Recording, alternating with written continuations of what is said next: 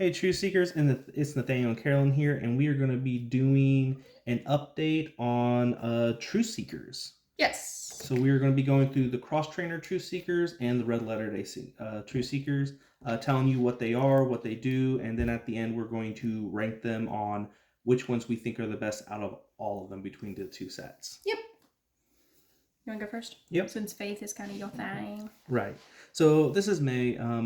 May says you may draw 2 cards for each faith power card that you discard from your hand. So once per turn is the way this works. So basically, once per turn, you can discard a faith power card from your hand, and then you just draw 2 cards. However, it does not say once per turn, but that is what is intended, because we do know a couple people that use broken decks, because that's not how it's stated. And so we kind of go off what it's stated, but also the intent of it. So just kind of keep that in mind if you are using this True Seeker. Yep. It's also mentioned in the rules that you can only use a True Seeker's ability once per turn. We've talked about consistency and such with that. Yep. So, all right, and then this is Silas. Silas is our dude. He was the original True Seeker that I chose to use because I like being able to retrieve my faith power cards once per turn. Yep. So once per turn, you may return 1 faith power card from your discard pile into your hand. And now we have the new True Seeker, which is Ezra. Ezra says during your score phase, you may convert any faith discard cost on a single Animo to a faith cost. So basically, you have half a Lance Ultra. Instead of having to discard 2 faith power cards when you activate them, you don't have to.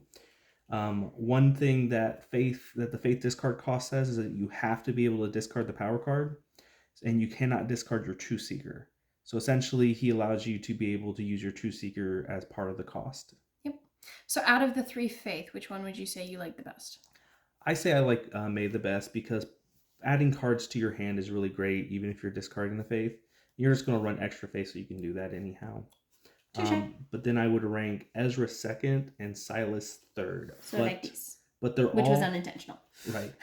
And quite frankly, Silas, I feel like he's fallen out of the way because plussing cards with faith is great, but faith is really strong. They have a lot of virtue points, but the downside is you have to discard that faith, and being able to not have to do that once per turn is really helpful. True.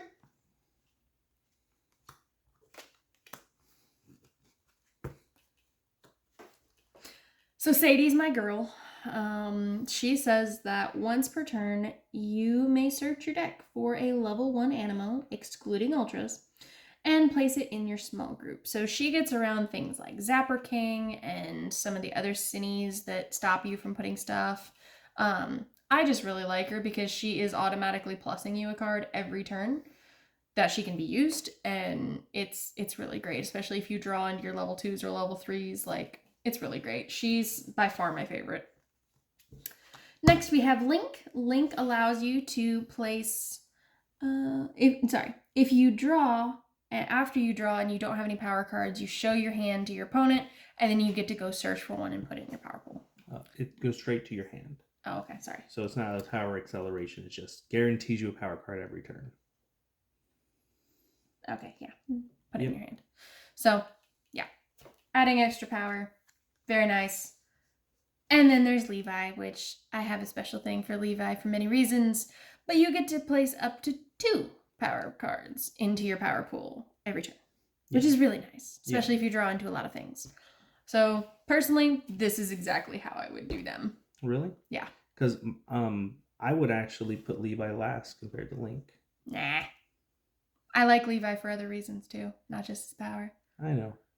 Named after our son. We have a son. His name is Levi.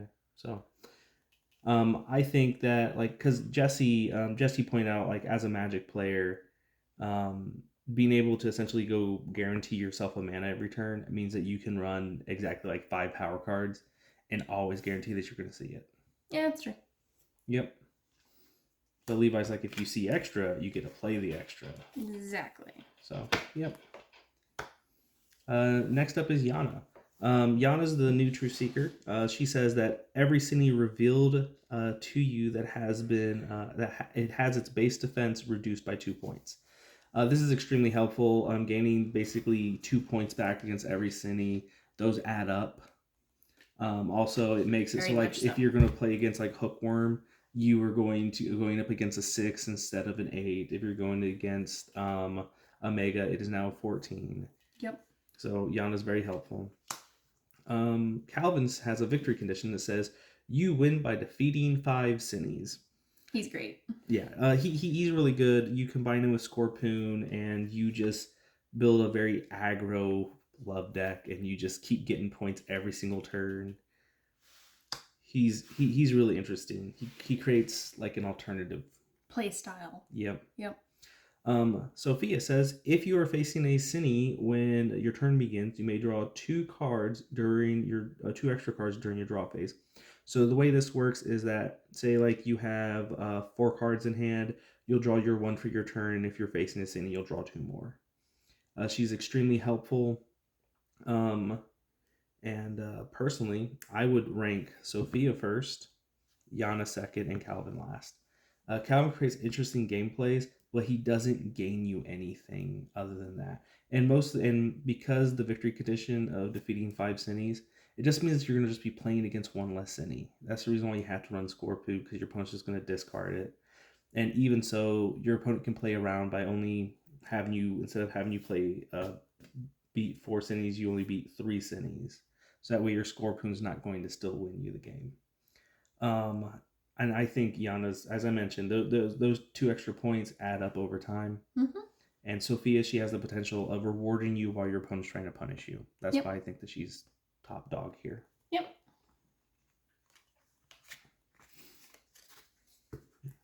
All right, Sugar. Simon's kind of your boy, though. So Simon was from Cross Trainers. And he says, once per turn, you may reveal an Animo from your hand and search your deck for the previous growth stage of that Animo.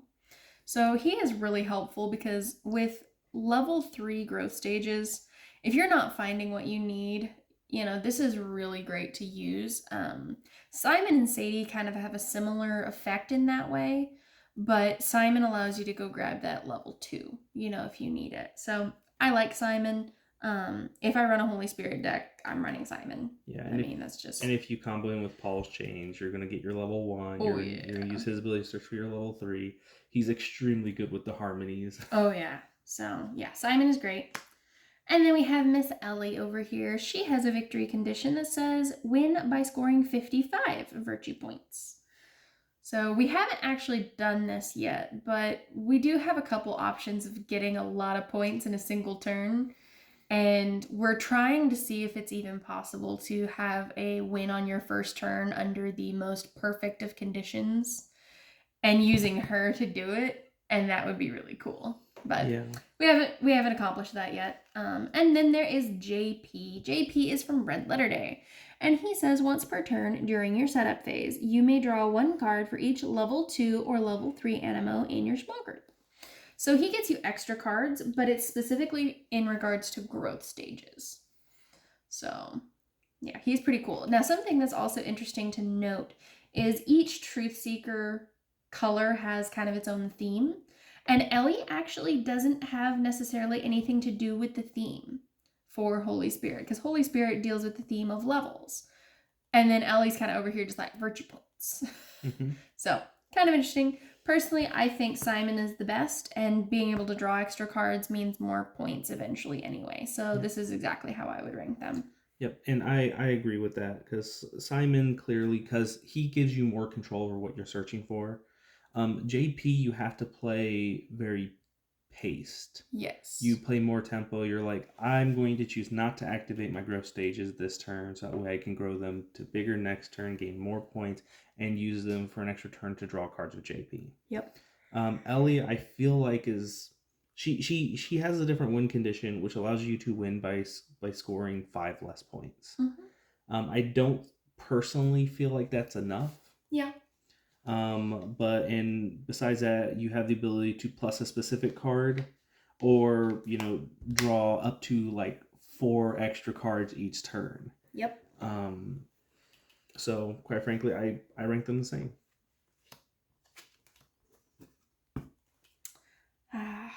Moving on to our beautiful Alex.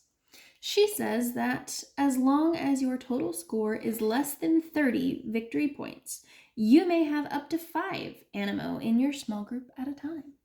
Yeah. I like Alex. I want to be able to use Alex in the deck. I just feel really kind of bad because After that 30-point mark, you're just done. Yeah, you know. But like, quite frankly, she would be amazing in a universal deck with prayer group. Yep. And like, because if you're able to accelerate your power cards and get them out there as soon as possible, you can use Alpha Lux Ultra and then combo that up with all the other Animo in your small group. So she has like a lot of potential to be really good. I just feel like once you get halfway through the game, you're just kind of like, well, now my True Seeker does nothing. Yep.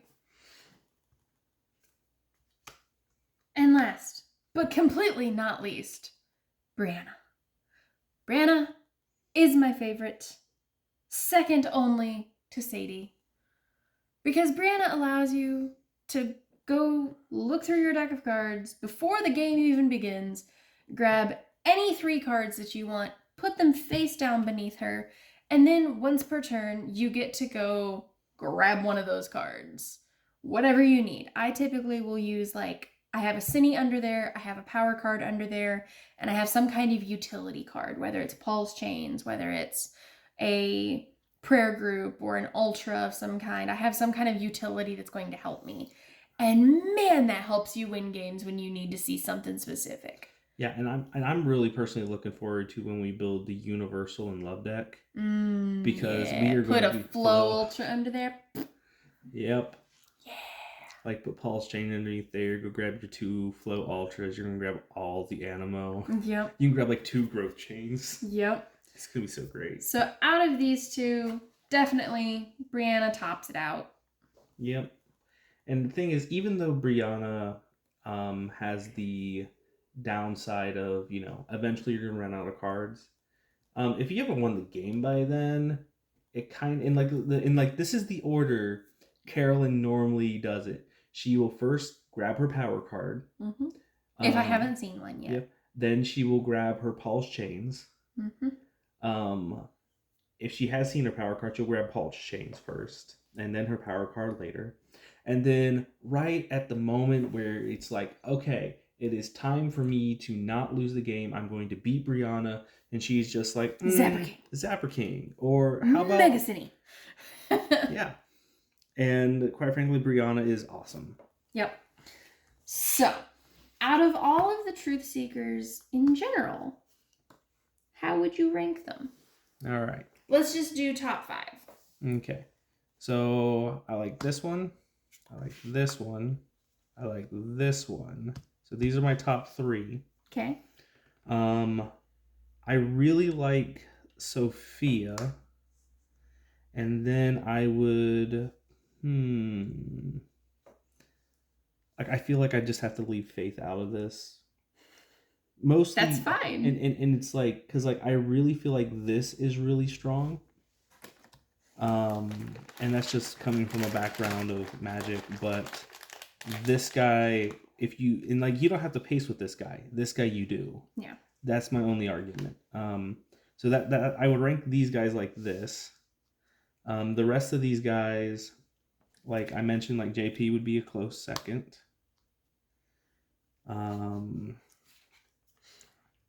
We got... The puppy is asleep and he's dreaming and he keeps like whacking my foot with his toes. It's really cute. Like, this is really difficult to try and rank them because now I'm trying to do from the bottom up. Because I'm like, quite frankly, I think Ellie. No, because Ellie's still useful throughout the game. She's not. It's hard. This is hard. And the thing is, like, the rest of these guys are really kind of... They're not mediocre. They're just... not as useful for your game style. So this is a plus card. So this right here, technically I would do this because that's easier to do than this. Because this one you need 2 cards. This one you'll need 1 card to draw. So I'd probably do these two guys because they do similar things. Well, I'll do it like this so that way I can at least be consistent with what I said earlier. And then these guys would be last in this order. There you go. So this is how I would personally rank them. So how would you rank them? All right. Obviously, top dog. Secondary, because of course.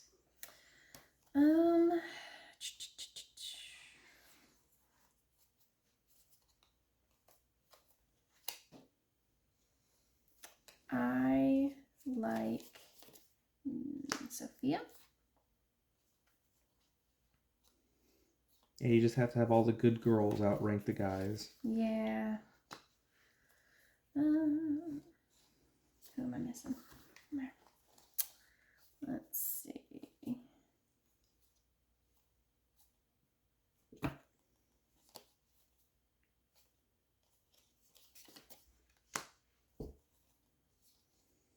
Now, I will have to say that I do like what the creators have been doing with the Truth Seekers. I think a puppy farted. You're probably right. Whew, that got a little smelly there for a second. I really hope he doesn't do that tomorrow in the car. Probably will. Right. All right. So,